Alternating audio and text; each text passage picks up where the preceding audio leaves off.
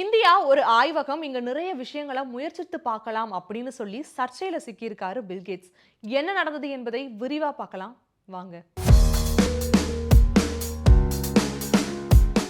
உலகின் மிகப்பெரிய பணக்காரர்கள்ல மைக்ரோசாஃப்ட் நிறுவனத்தினுடைய நிறுவனரான பில்கேட்ஸ் அவர்கள் இருக்காரு.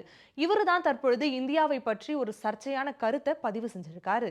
பில்கேட்ஸ் அவர்கள் ஒரு பேட்டி ஒண்ணு கொடுத்திருக்காரு. அப்பொழுது இந்தியாவை பற்றிய ஒரு கேள்வி கேட்கப்பட்டிருக்கு. அதற்கு பதில் கூறும்பொழுது பில்கேட்ஸ் என்ன சொல்லியிருக்காரு அப்படின்னா, இந்தியா கல்வி, சுகாதாரம் மற்றும் பல விஷயங்கள்ல முன்னேறிட்டு வராங்க. அது மட்டும் இல்லாம வரும் 20 ஆண்டுகள்ல இந்தியா ஒரு உயர்தகு இடத்துல இருப்பாங்க.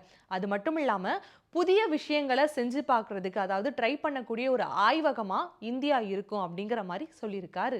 இந்தியாவுல நீங்க ஒரு விஷயத்தை சோதித்து பார்க்க நினைத்து அதன் மூலமா நீங்க வெற்றி பெற்றுட்டீங்க அப்படின்னா, அதன் பிறகு அந்த விஷயத்தை இந்த உலகத்துல இருக்க எந்த மூலைக்கு வேண்டுமானாலும் நீங்க கொண்டு போலாம். இது மட்டும் இல்லாம அமெரிக்காவை தாண்டி இந்தியாவுல தான் எங்களுடைய மிகப்பெரிய அறக்கட்டளை நிறுவனமே இருக்கு அப்படிங்கிற மாதிரியும் தெரிவிச்சிருக்காரு.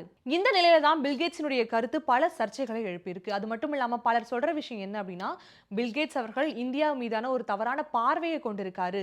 இந்தியா மீது இந்த மாதிரியான தவறான கருத்தை பரப்புனதுக்காக பில்கேட்ஸ் அவர்கள் கண்டிப்பாக மன்னிப்பு கேட்க வேண்டும் என்று பலருமே அவர்களுடைய சமூக வலைதள பக்கங்கள்ல பல பதிவுகளையும் பதிவு செஞ்சு வராங்க.